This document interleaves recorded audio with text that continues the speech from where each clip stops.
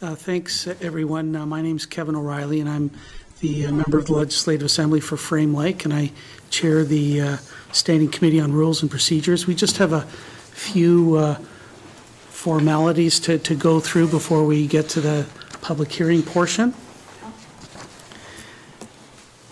So we have an agenda before us. There are no in-camera items. Any declarations of conflict of interest? Okay, seeing none. Today's committee business is a public hearing on a draft code of conduct for members of the Legislative Assembly of the Northwest Territories and Bill 56, an act to amend the Legislative Assembly and Executive Council Act number 2. And I'd like to welcome everybody to our public hearing this evening. And of course, we are happy to be here in Yellowknife. Earlier today, we flew down from Inuvik. And I'd like each of the committee members to introduce themselves first, maybe starting with Mr. Bolio. Hello, my name is Tom Bolio, MLA for Tuneda-Uliday. Julie Greene, Yellowknife Centre. Good evening. Lou Siebert, MLA Tabacha and Justice Minister. Thanks. And we have a couple of staff people with the Legislative Assembly here with us this evening. Mr. Glenn Rutland, Deputy Clerk, House Procedures and Committees, and Stephen Dunbar, our Research Director. So today the Standing Committee on Rules and Procedures is holding a public hearing on Bill 56. Introduce yourself. I did right at the beginning, but okay. I was reminded to introduce myself, which I did right at the beginning, but I'll do it again. Kevin O'Reilly, I'm the MLA for Frame Lake, and I chair this standing committee. So today we're here to hold a hearing on Bill 56, an act to amend the Legislative Assembly and Executive Council Act number 2, and the proposed code of conduct for MLAs. The Standing Committee on Rules and Procedures is a committee of members of the Legislative Assembly and includes both regular MLAs and a cabinet minister. The bill we are reviewing tonight has been given first and second reading in the Legislative Assembly and then referred to the Standing Committee for review. Legislation is typically brought forward by cabinet and is reviewed by Standing Committee. In this case, Bill 56 was brought forward by the Board of Management of the Legislative Assembly. This is a board made up of the Speaker, 2 regular MLAs, and 2 members of Cabinet who are responsible for the operation of the Legislative Assembly. The proposed code of conduct was prepared by the Office of the Clerk, which is the department that runs the Assembly. Earlier in this Assembly, members of this committee reviewed the members' conduct guidelines, which are the existing rules for MLAs, and recommended that a new code of conduct be developed, as well as recommended changes to the oath of office. So it's our responsibility to consult with residents on what they like or don't like about the bill and the proposed code of conduct, and where necessary, propose changes. Hear your views and comments, which will be used by the committee to identify any changes we would like to see made to the draft legislation, and which we will then report back to our colleagues in the Legislative Assembly. The Standing Committee held public hearings on the bill and the code of conduct in Fort Smith and Inuvik. In addition to tonight's meeting in Yellowknife, we will report back to the Legislative Assembly on the proposed legislation and code of conduct during the upcoming August sitting. At the side of the room over here, there are copies of the bill, the proposed code of conduct, the current members' conduct guidelines, and a briefing note that explains what the proposed bill will do, and a brief summary of the code of conduct. So if you haven't already picked up copies, I'd encourage you to do so now. I'm going to call on our Deputy Clerk, Mr. Rutland, who's going to give us a presentation about the proposed bill and the code of conduct. Mr. Rutland? Thank you, Mr. Chair.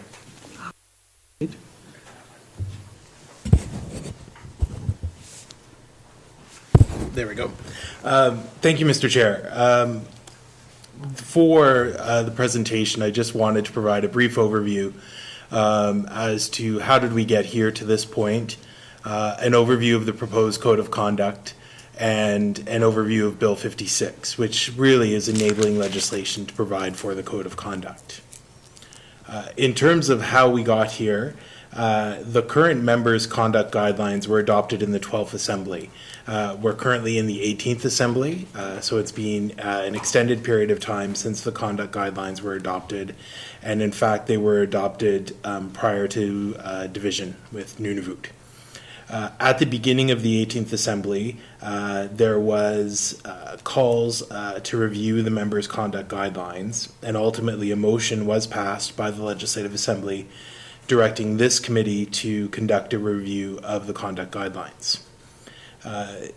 As part of that review, the committee traveled to Hay River, Inuvik, and Yellowknife and conducted public hearings, as well as received a number of written submissions.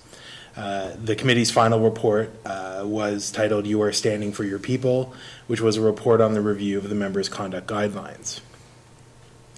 That report was tabled in 2017, and since that time, work has been done. After the recommendations were considered by the House, work began on the Code of Conduct and legislation that you're seeing here today. The committee came forward with a number of recommendations that were adopted by the Legislative Assembly. The first being changing the oath of office to make it more specific and more substantial. And the oath of office that is found in Bill 56 is the wording that was recommended by this committee. And it is more substantial and makes more specific reference to MLA's duties and their obligations. Another recommendation that came forward was changing from members' conduct guidelines to a code of conduct or a set of rules that would be enforceable. And as part of that, they have amended the Bill 56 would amend the Legislative Assembly and Executive Council Act to allow the Conflict of Interest Commissioner to investigate complaints of breaches of the Code of Conduct. As a result of that, there would be a process that would be followed where the Conflict of Interest Commissioner, or as is proposed in the legislation to be renamed to the Integrity Commissioner, would review complaints, and if there was merits to the complaint, they would be referred on to a sole adjudicator. And then the sole adjudicator would make recommendations to the House, which I'll speak to in a minute.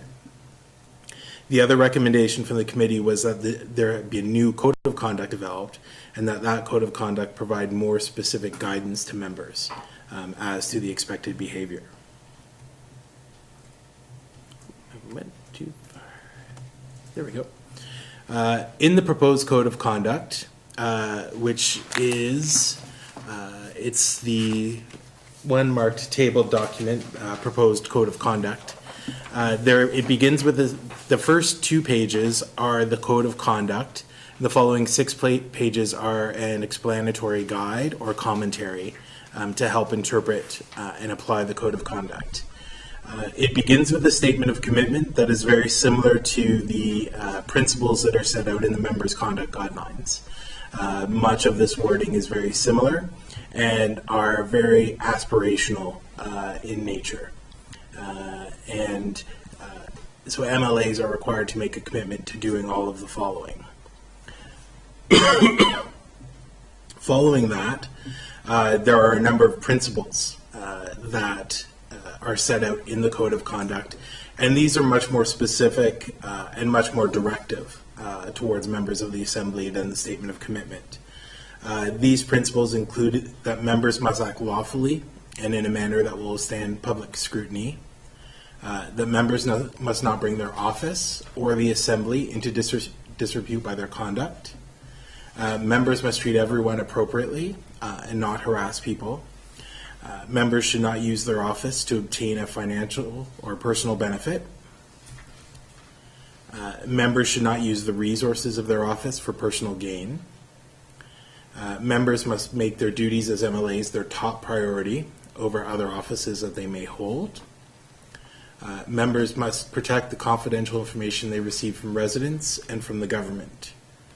And this is, as a result, this comes because the Access to Information Protection Privacy Act and Health Information Act doesn't necessarily apply to members of the Legislative Assembly. So this is just ensuring that the information they receive from their constituents, or through advocating on behalf of constituents, or through some of the protocols of consensus government remains confidential.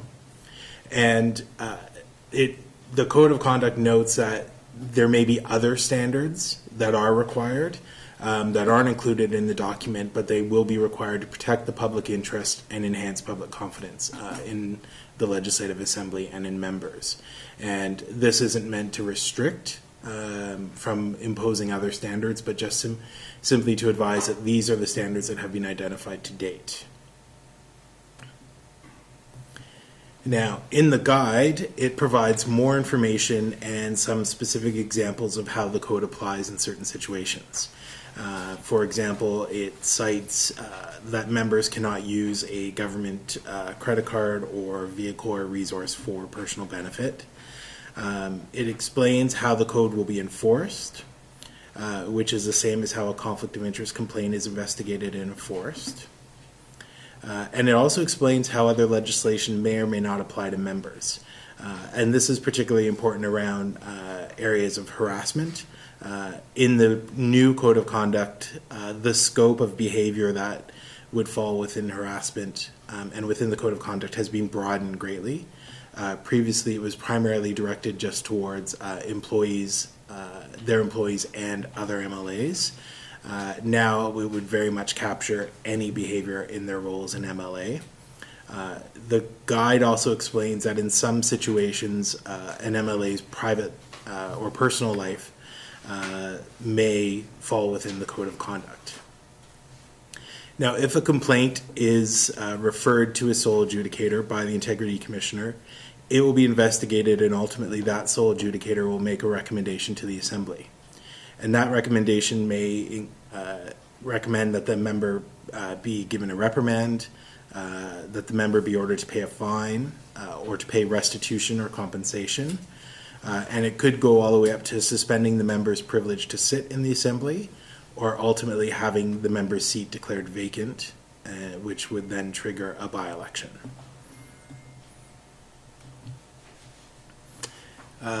In terms of Bill 56, this piece of legislation is really designed to provide for that the Legislative Assembly will have to have a code of conduct, that they have to approve it, and provide for the enforcement of it.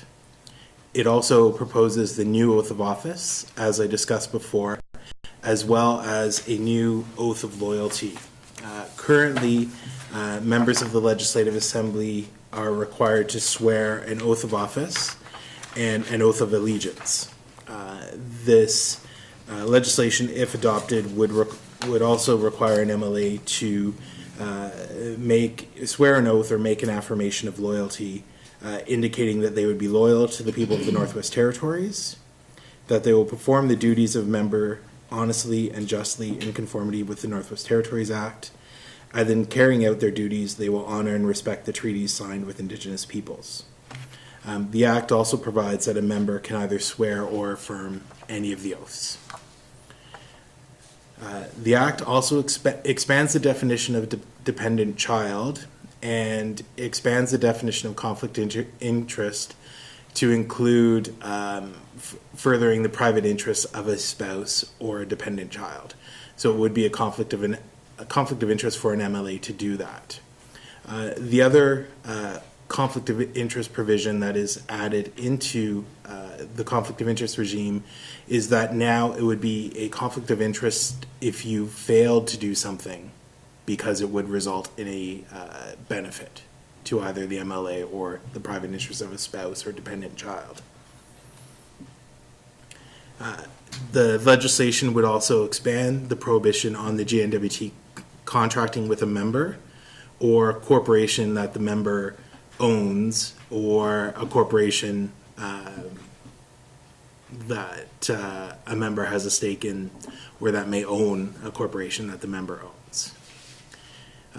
And finally, as I noted earlier, it would rename the Conflict of Interest Commissioner as the Integrity Commissioner, who would then be responsible for enforcement of both the Conflict of Interest provisions as well as the Code of Conduct. Great, thanks. Thanks, Mr. Rutland. So That was a quick summary of the bill and the draft code that we're here to discuss this evening. If you'd like to share your views with us this evening, please let Mr. Rutland know, and I know he's been chatting with all of you. You can also provide written comments up to July 17th, 2019. Written comments can be sent to Mr. Rutland by email at glen_rutland@gov.nt.ca. A couple of pieces of housekeeping. Please remember that all submissions will be part of the official committee records and may be reflected in our final report. Any submissions made during this meeting may also be televised, and we are being televised this evening and broadcast via social media. So I want to thank everybody for your patience in allowing for this introduction. I would like to remind everybody that each presenter, we'd like you to keep your comments to 20 minutes, and if you could keep them on topic.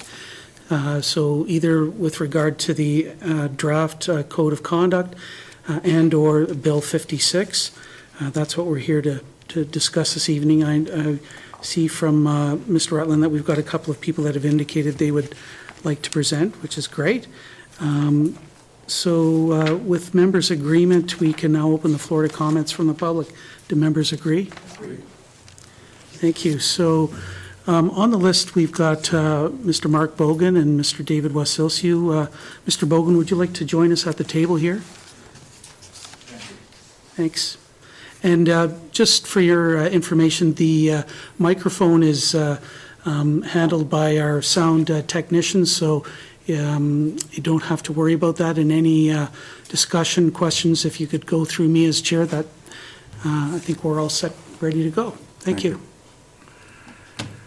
Okay, thank you, Mr. Chair, plus committee members, for this opportunity to discuss the conduct of members of the Legislative Assembly. My name is Mark Bogan. I've lived in the Northwest Territories for over 3 decades. I just want to give you a little backgrounder on my sort of complaint against the Assembly and then finish off with perhaps a few recommendations. Over the course of this year, much of my involvement with this Assembly has been focused on systemic problems within the family division courts. The question posed to municipal, territorial, and federal governments is, why do we live in a province, territory, or country that separates children from their families when all levels of government mandate is to enhance the families it serves? Let's roll back the clock and look at what all levels of government know within this country. Let's say the era is 1950. During this era, men were considered primary caregivers for children. Nobody disputed this, and people went on with their lives. Along came the feminist movement, and all this changed. Decades have passed. The women's movement has secured its place within politics with several national organizations. In 1998, Canada released its findings with an all-party special joint committee document for the sake of the children child study. These judges, lawyers, and child psychologists did their homework, and their information is accurate. A chapter outlined the use of parental alienation within the Canadian Family Division courts. The response from the Canadian Bar Association, plus its provincial Ontario counterparts, remains unchanged to date. All labeled 20 years of peer review, academic, international vetted publications pointing to equal parenting as junk science. Regardless, it is clear how there are systemic problems within our current family division courts. The Harper administration introduced Private Members Bill C-560, Equal Parenting. However, regretfully, a Conservative majority voted against its own electoral policy. The Liberals have recently concluded its committee roundtable on Bill C-78. The word is how the Canadian Senate may stall this bill until it dies on the table during the fall election.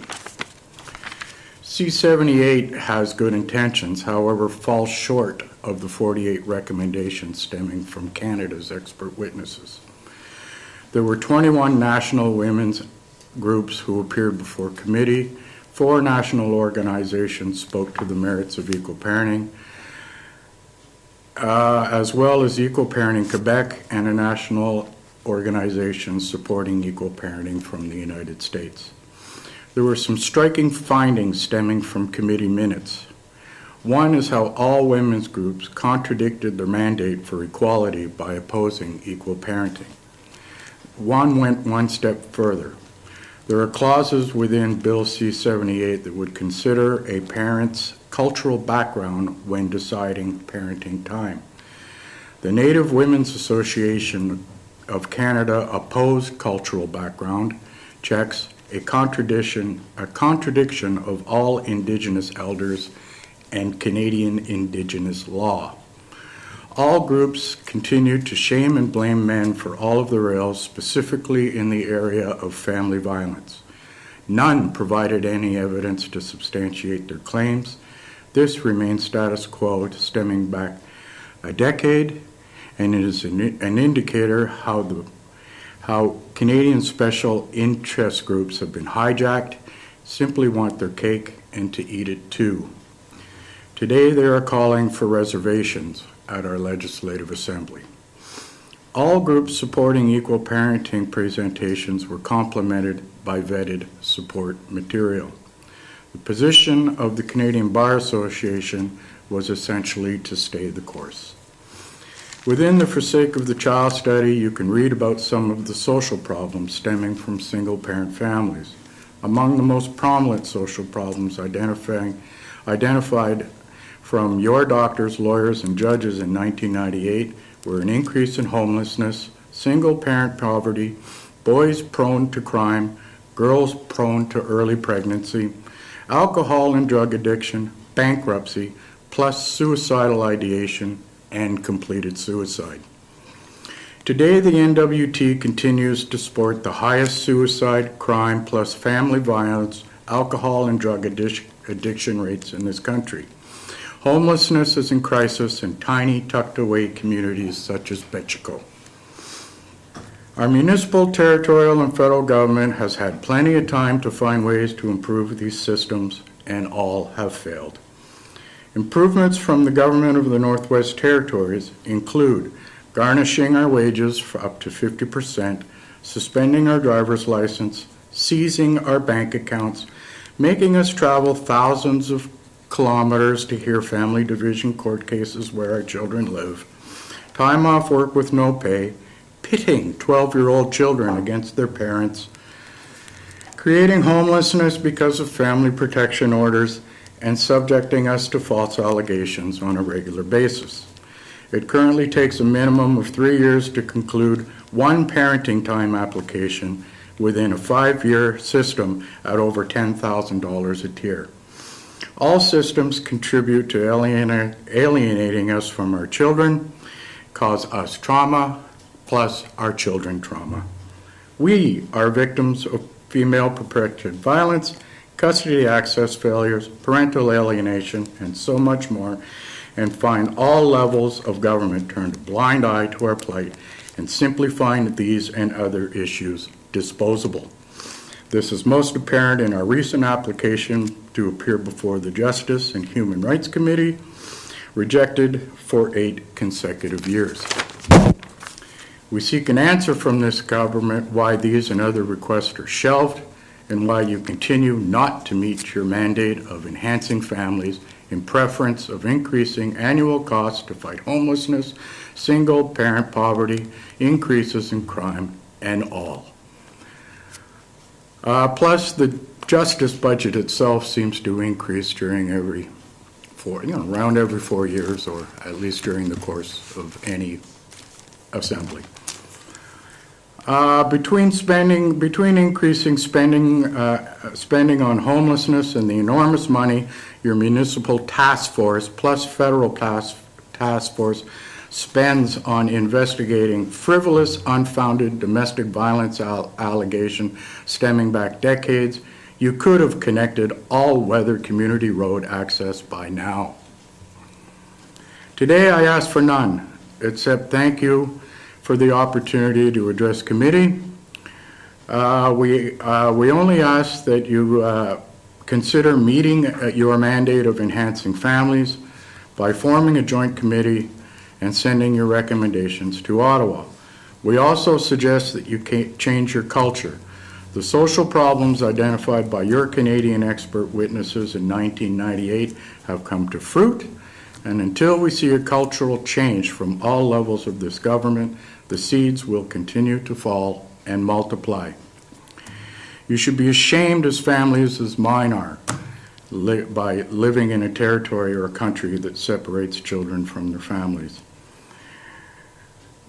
I've tried to meet with Minister Abernathy, and my responses received no reply. This has gone on for a few years now. We tried to get before committee, and we're given no value. We see special interest groups funding increases. There's no accountability. They oppose equality. They don't provide substantiating evidence at a committee level to back up their claims.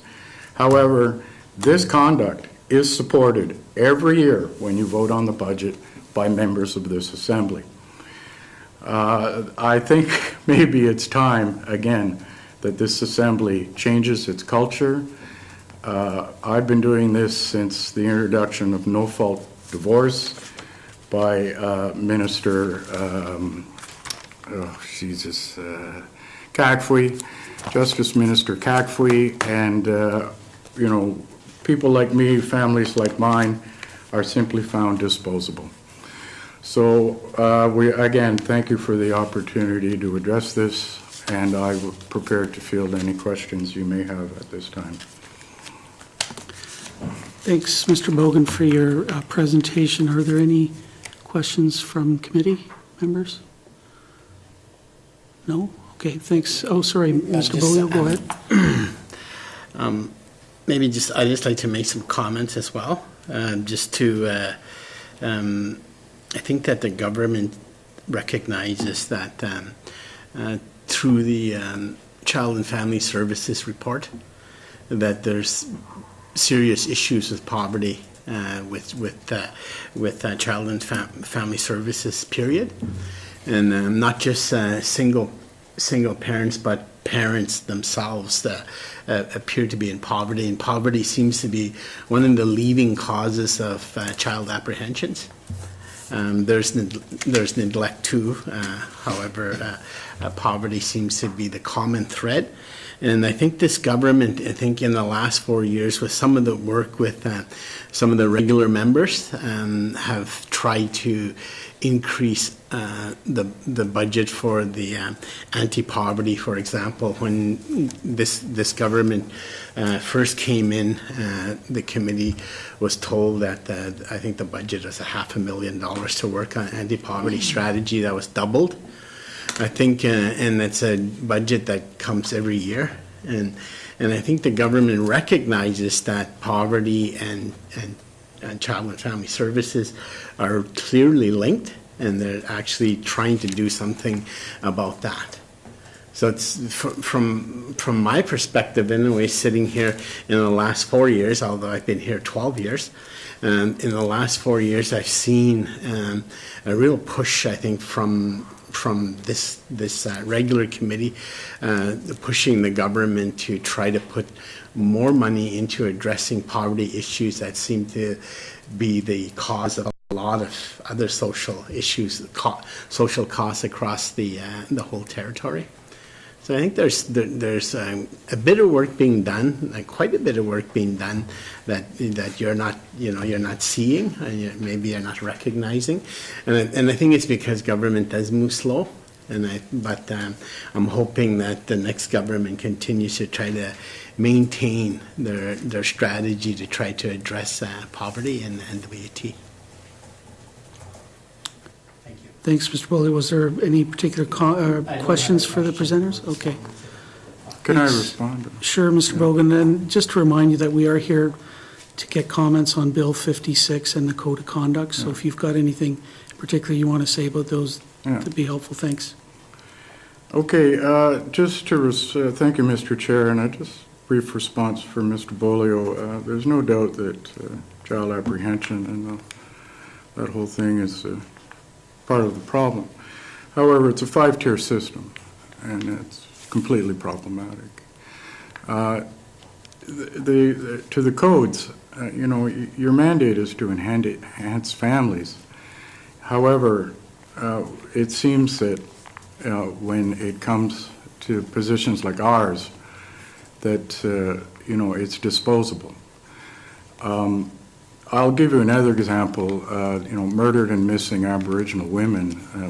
80% of murdered and missing Aboriginal persons are men and boys. However, they're disposable, and these grieving families are disposable. And we're humans, we're people, we're constituents. And we're tired after, 25 years of doing this, of being given no value.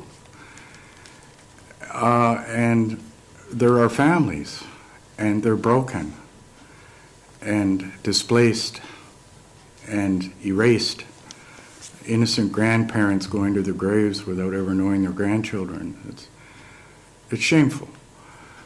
It's common. It's a problem area. And if you're trying to get to a healthy society, you've got to start with a healthy family. It's the crux, the actual thrust of success. So we find that the culture is largely focused on special interest groups here at the Assembly, and has been for a great deal of time. And we don't have a problem with that. They're people, they're humans. They merit the focus. However, we find that we're just simply disposable. We're given such little value that, that's the cultural change that we'd like to see come forward within this bill, is that, we enhance all families, all constituents, that we give people their time of day and value. I spoke to my current MLA, Mr. Van Thiam, about this, and he suggested that I contact the Ombudsman in Hay River. And I've been down that road in Ontario, and you're given no value. Charles Dent of the Human Rights Commission gave us no value whatsoever. And these are, not only violations of the United Nations Convention for Children, but, we have the right to due process in law. And we don't believe that we've received it since the introduction of no-fault divorce by Mr. Catfoy. And I've had to present myself in 3 jurisdictions and have had 0 success. I mean, look at the outcomes. We're never going to see these kids again. We don't know where they live, and they're given no value. This whole families are just, divorcing families, separating families, are given so little value, or anything. Anyways, okay. Thank you. That's enough. Okay, thanks, Mr. Bogan. All right. Thanks very much for coming here this evening. Appreciate that. Thank and you. We'll move on to the next presenter, Mr. Wasilski. Would you like to join us at the table?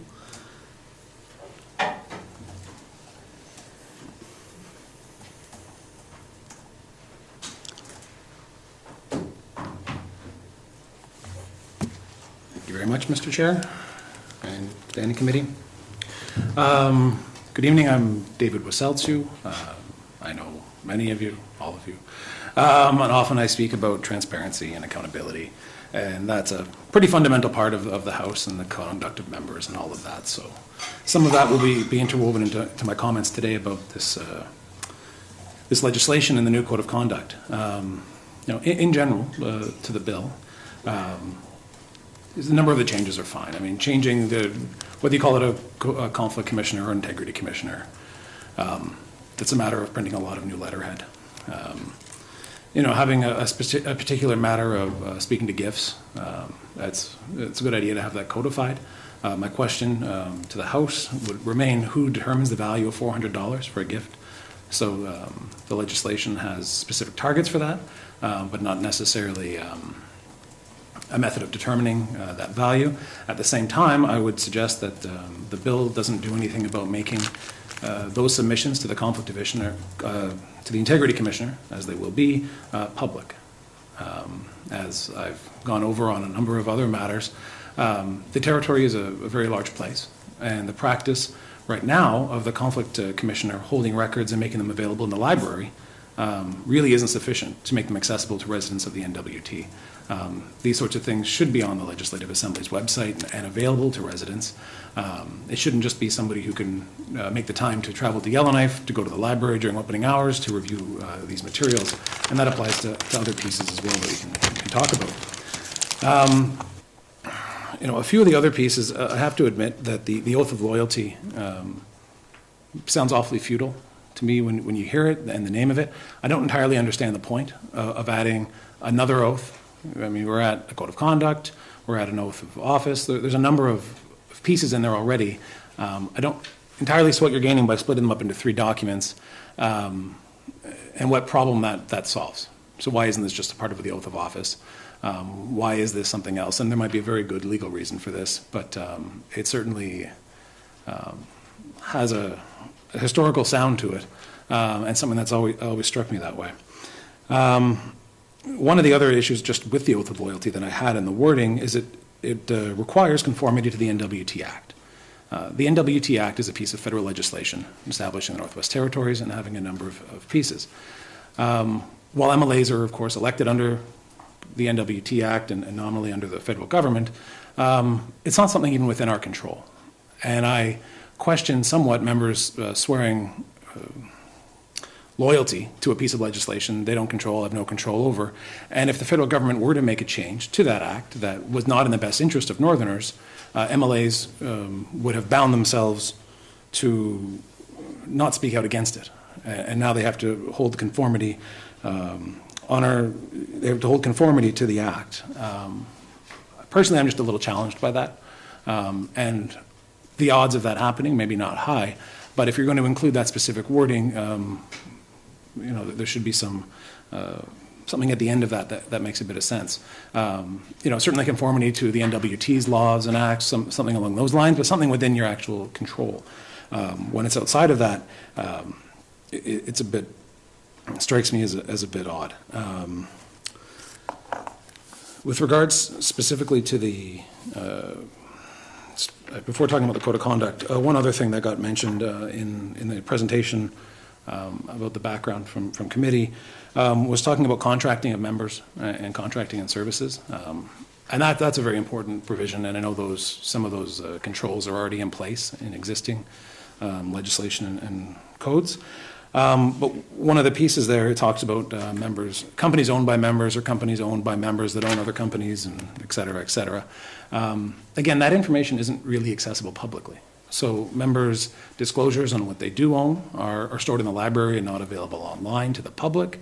Residents can't actually review this. At the same time, corporate ownership in the NWT and the actual beneficial owners of companies there is no registry of it. The federal government has taken steps to create registries for federal corporations, and other countries across the world are doing similar things around beneficial ownership.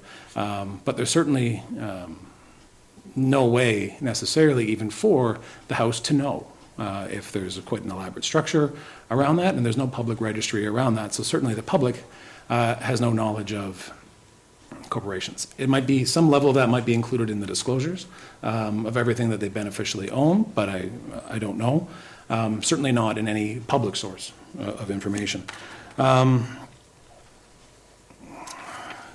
To speak to the code of conduct, specifically the new draft, as compared to the current code of conduct, it's interesting. I was trying to pull together some comments for you, and as I occasionally do, I handed it to my 13-year-old and said, "Read these. This is really exciting, I promise you. What do you think?" And she knew I was a liar right away. But one of the comments was that the old version had a lot of I statements. And it was a code of conduct and conduct guidelines, and it was from the MLA. And it was, the MLA, to the legislature, I owe respect as well as dedication. And they were very clear statements about the MLA and values they hold and have to uphold. The new code of conduct doesn't have any of that. It's drafted quite differently. And I don't know if that's a matter of because the way it's being enforced now or not, but it certainly doesn't have that personal feel of commitment from our MLAs. It's great that it's in legislation and all of that, but the public doesn't generally see that side of it. I was looking for a copy of the current one, and I Googled NWT Code of Conduct, and the thing that came up was actually one of the members from Hay River has it on his website. He signed it, and he has a picture of it on his website, which looks nice, but you can see that, and it's a personal affirmation that he's following those values. With the new one, there isn't any of that. You don't see that. It's a list of things, of duties members have to do that are largely covered in other pieces of legislation, other areas. But it doesn't have that personal, this is how a member will conduct themselves. And I think there's some value in that, even in members swearing it or affirming it, because it's something they can take responsibility for. It's personal statements rather than just general statements, which are easier to detach yourself from when saying you'll fall into code with them. And as much as the legislation requires MLAs adhere to them, from a standpoint of the public, it's certainly nice to feel that MLAs own those rules of conduct. Including that, there's some more specificity to the old guidelines rather than the new one. To that, personality of it, one of my concerns is another piece, point 8, simply that it's not exhaustive. It's a general document. It's a very general piece of what MLA should do. You must act lawfully and in manner. Number 8, and that it's not exhaustive. I'd say the document is actually fairly exhaustive in that it's a fairly general, this is how you'll behave, and there are certain levels of behavior required at different times, depending on positions. Obviously, ministers have a different requirement, the speaker perhaps, members, and depending on the types of information. It does seem odd that there's just a miscellaneous clause of other stuff that's important to be covered. It certainly, again, doesn't have that feel of this is something that a member would say and feel and do. Something that was talked about in that presentation originally, again, was the need for a privacy and a statement around privacy. This is because the ATIP Act that was just updated by the House still hasn't been extended to members in the House. Obviously, this is a problem. It's being identified in the Code of Conduct because it doesn't exist under the ATIP legislation. The proper solution to that would be in Bill 56 to also amend the newly passed ATIP Act to extend the ATIP Act to the Legislative Assembly and MLAs directly. There is no reason for the Act not to apply to members. Privacy of residence and inquiries, all of that should of course apply to the behavior of the whole government and of our publicly elected government, not just sort of the GNWT. The fact that it's even included in here really highlights the fact that it's not included in a bill, an actual ATIP, which is too bad because the bill was just passed and went through quite a significant revision, having been a 20 or 30-year-old piece of legislation. So I would urge a committee that maybe in addition to or separately of, to extend the act to cover the House and members properly and appropriately. There's no reason to create a separate privacy regime where you can say members are obliged to commit to privacy and information policies similar to the act over here, but not quite the same. You'll have to create a whole other set of guidelines around that, and the understanding of that will be quite different as well. So why deal with all of that when there already is a perfectly made solution in the NWT? I would also question if, since the ATIP Act doesn't apply, if the federal legislation applies to members around privacy and protection of personal information. Further to that, in the draft guide to the rules relating to the conduct of members, item number 2, that members must act lawfully and in a manner that will withstand public scrutiny, upholding integrity and honor of the Assembly and its members, and goes on to speak to the integrity of the office and the Assembly. The commentary is quite extensive and goes on, and the last 2 paragraphs, though, I did want to highlight to committee. Excessive consumption of alcohol, cannabis, and other drugs or intoxicants, where such consumption results in behavior that could lessen the dignity of the Assembly and is unacceptable and constitutes a breach of the Code of Conduct. frankly, I would say that's implied. If you're saying, if a member does something that defeats the dignity of the House or impugns the dignity of the House, whether you're drunk, sober, high, or anything in between, you've still violated the integrity of the House. I find that to be a very odd piece to have in there separately. Perhaps this is a particular current issue within the House, I don't know, but it really does stand to be quite odd. Personally, members have to maintain the dignity of the House in their office. If they don't, they're subject to the code of conflict and whatever comes out of that. It shouldn't matter what their state of consumption of drugs or alcohol or anything else matters, that it doesn't matter. If they take on a bunch of over-the-counter drugs, it doesn't matter. If they're doing something against the dignity of the House. So I find that concerning, as it seems like it frankly reflects some other issues within the House. The final paragraph, the violation of certain laws, goes on to speak about violating laws and positions of trust. Members that break the law are convicted of it and sentenced, I believe, are vacated from their seat at the moment. There already are provisions within the legislation for some of that, depending on what the matter is. And the criminal justice system, frankly, withholds that and holds on to those responsibilities. You know, it's interesting. So the code of conduct is supposed to be more specific and has specific consequences. It doesn't. The new one speaks very nicely to things members ought to do and talks about how it goes to the integrity commissioner, and the commissioner can come back with a number of things.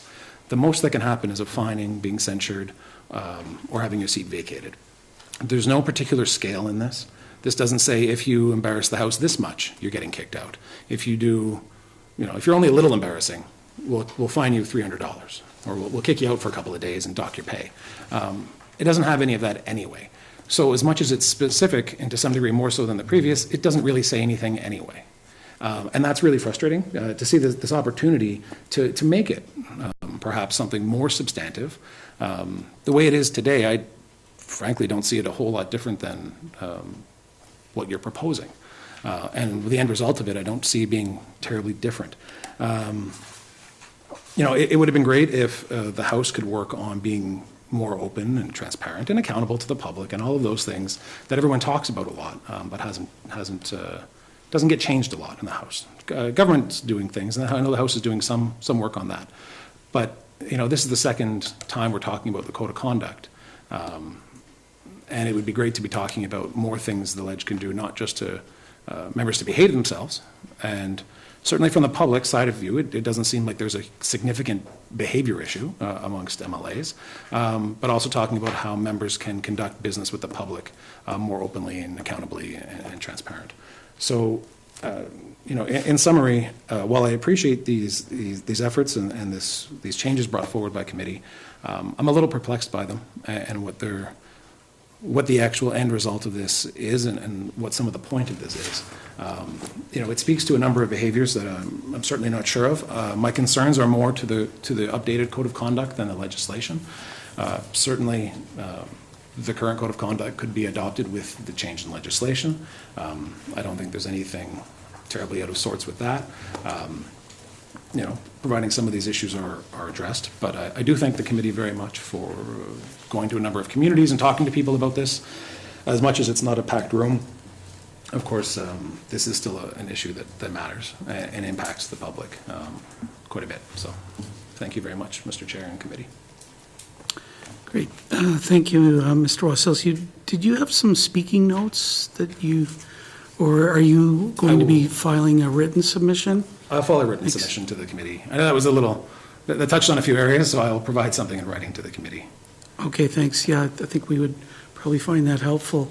Are there any questions from committee members or comments? Mr. Siebert, thanks. I could start off, well, I'd like to thank you. I mentioned at the beginning I'm the Minister of Justice. I also have some other hats, Attorney General and Minister of Lands and Public, Minister responsible for public engagement and transparency, as you know, as we worked together in the past. So I would just have one question. You mentioned that, as you know, there's several ways in which people could be reprimanded or punished. How did you want that changed? I wasn't sure about that portion of your presentation. You wanted if you do this, you get that. Is that the sort of system you'd advocate? Thanks, Mr. Siebert. Mr. Rosalcio? In all honesty, I don't think you can. I think so if you're going to be more, so the premise of this is that this is more specific, and it was in the materials at the beginning, and it's in sort of the prefix to some of this, preface, is that it's more specific, but it's not actually. Because I don't know if MLAs can be more prescriptive on that, because frankly, when it comes down to it, the House will vote, and every situation is probably a little bit different. But the halfway going to that, to hold this up and say that this does that, I think is a failing of it, because it certainly doesn't. It would be, if you could be very prescriptive with it, I think that'd be great. And that would then, frankly, from the public side and even internally, probably make things easier for MLAs to say, oh, aha, you have done X, Y, and Z, now this is what will happen to you. Instead, what happens is people say, aha, you've done X, Y, and Z, and everybody else says, well, have they really? It's a much more difficult back and forth. So I think it would be to everyone's benefit if you could, but personally, I don't think it's possible. So. Thanks, Mr. Siebert. Ms. Greene? Thank you. At the beginning of your presentation, you said submissions to the Integrity Commissioner must be made available on the Legislative Assembly website. What do you mean by submissions? So within the Code of Conduct and within these changes, so one of the things it talked about is members owning corporations and contracts with the government. Presumably, ownership of corporations of members is included in the disclosure of assets or something else. That material should be available online. There's a number of areas where in these materials it talks about people making submissions to the commissioner. Those should be made online. There should be a record of those publicly available. It talks about members receiving gifts and at a certain value, having to disclose that in a submission. That should be available online. My issue is right now that with the Conflict of Interest Commissioner and the current process within the House, many of those records are kept only within the Legislative Library. I understood your submission. What I don't understand is, are you talking about complaints to the Integrity Commissioner need to be made available on the Legislative Assembly website? Thanks, Ms. Greene. Mr. Wasilsiu? Sorry, Mr. Chair. I talked in general about submissions, but yeah, if the Integrity Commissioner is investigating something, so at the very least, the summary of the final report, which would presumably include the matter that was being investigated, should be. I know federally, and this has come up within this government a couple of times, members have submitted requests for investigation or whatever, and then the final report. Obviously, the office doesn't talk about what it's doing until there's a final report and it says, here's what we've found or not found. And I think that's important to make sure that's available and accessible. Thanks, Mr. Wasilsiu. Ms. Greene, anything further? Yeah, I guess I feel like we are held to a very high account in this role. And I'm wondering what kind of privacy we can reasonably expect to have. And I guess that's particularly to putting the disclosure statements online.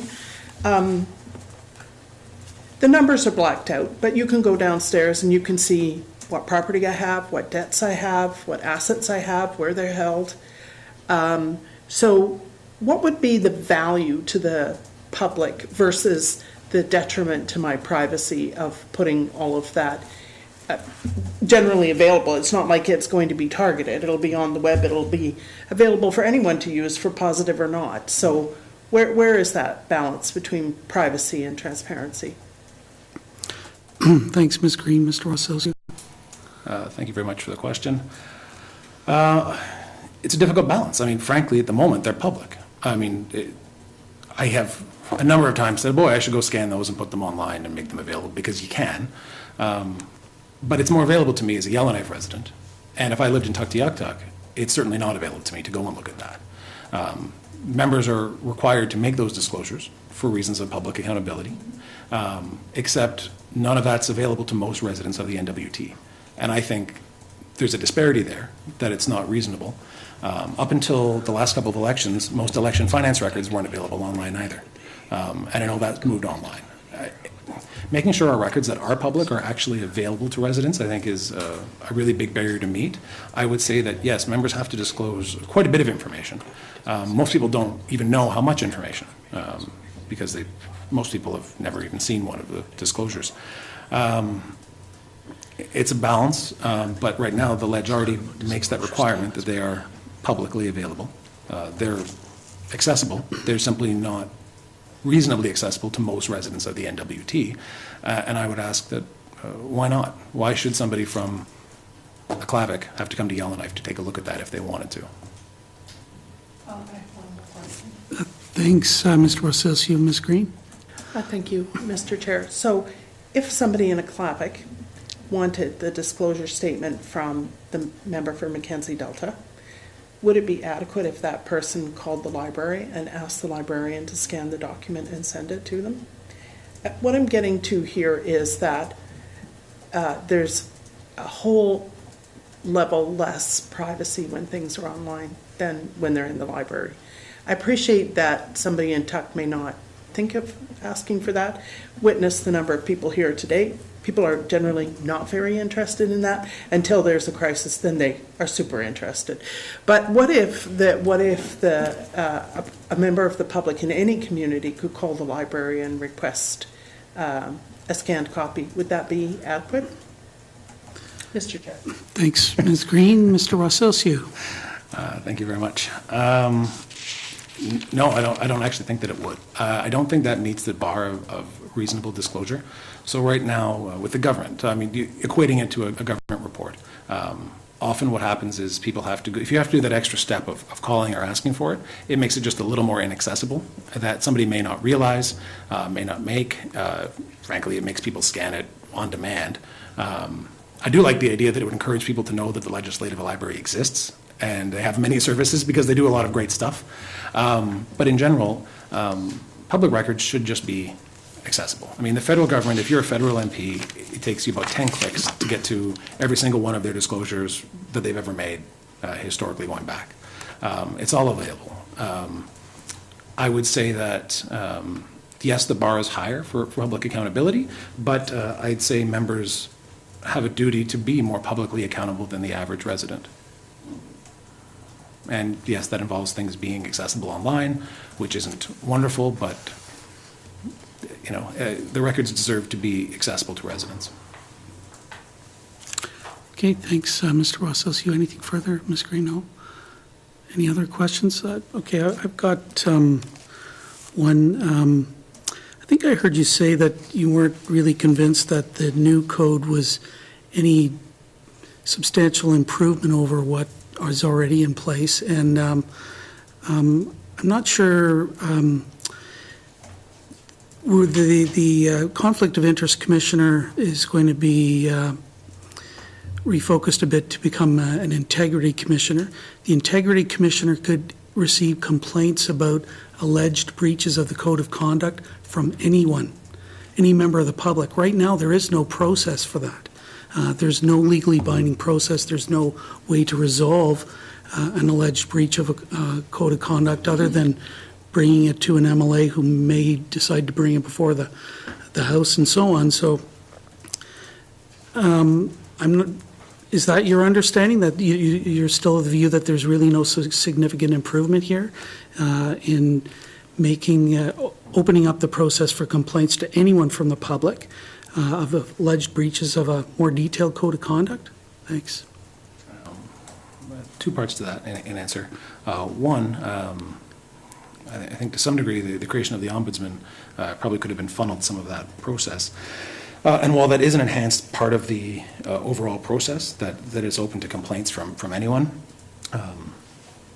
frankly, whether or not anything is adopted by the Interest Commissioner still is going to, the Interest Commissioner will come up with whatever their response is, a fine of $200, a vacating of a seat, or whatever, and obviously scale of difference.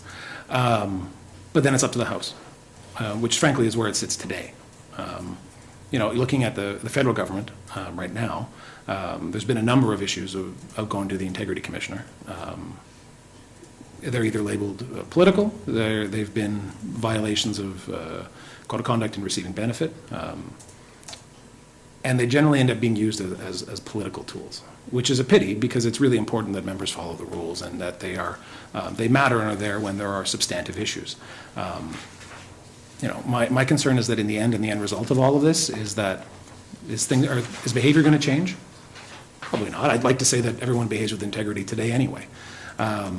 If there is something so egregious as a violation, I believe that a member should and does currently bring that forward. There have been very few things that have gone forward, but I would certainly like to think that would happen anyway. And since if everyone is operating with that same level of integrity, it's certainly a complaint from the public that was reasonable would still be brought forward. I suppose I know the process is different and there's different controls, but the substantive end result, I don't see how the substantive end result will be different. Okay, thanks for that. Just maybe one other point. When, presumably, if all of this passes and we have a new code of conduct and a new office of the Integrity Commissioner, if the Integrity Commissioner carries out an investigation of a complaint, either on the conflict of interest side or on the code of conduct side, and doesn't dismiss it because it's frivolous, vexatious, or whatever, that report, or the commissioner could also refer the matter to a sole adjudicator, somebody who's independent of everybody to hear all the evidence and so on. Those reports from those individuals are tabled publicly in the House, and under the Act, there's a requirement that they be dealt with within 15 days. So there's some urgency there, but they will be made known to the public. Would there be any changes that you would suggest to that process in terms of making it more transparent, more open, or right now, of course, code of conflict is not enforceable in any way. So I'm just curious to know whether you have any comments or suggestions for improving the process that will roll out if this passes. Thanks. Thank you very much. No, not a specific. I mean, that process is fairly public on its own. My comment would be that table documents, people don't always know that they're there. I mean, there should be a section made on the website of, integrity / conduct submissions or reports or something. Many things get tabled. Often, as a member of the public that occasionally comes to these committee meetings and speaks, sometimes you're even mentioned in those things and you have no idea that they've been tabled and no knowledge of them. So finding a way to make sure that anything like that's coming forward, and I'm sure the media would have a field day and it would be all over things, but making sure it's easy to find. Table documents themselves it's kind of just a big pile of stuff. So having some dedicated section to those materials, I think, would be important. Okay, thanks. Any other questions from committee members? No? Okay, thanks very much for your submissions, and I think it's fair to say that we would look forward to a written submission from you. So just a reminder, July the 17th, thank you, would be great, and but thanks again for coming. Thank you very much. Appreciate it. Yeah. Are there any other members of the public that would like to make any questions, submissions? No? Last call. Okay. If there are no further comments or presentations from the public, do members agree that this agenda item is concluded? Thank you. And so on behalf of the committee, I'd like to thank everybody who joined us this evening. As MLAs, it's always a privilege to be here and to hear what you have to say directly. When we make our report in the upcoming sitting of the Legislative Assembly, we will highlight the feedback that we received during these public hearings and from other submissions that we receive. If you still have any questions about the bills or want to make a written submission, please talk to Mr. Rutland, our committee clerk. And of course, you can always go to the Legislative Assembly website and look under committees, rules and procedures. You will find a copy of the bill, a copy of the code of conduct, the previous code of conduct, the committee report from 2017. The briefing note, I think, is going to be added soon. So we're doing our best to make sure that all of that material is there. But with that, I'll now adjourn the public meeting. Thank you very much.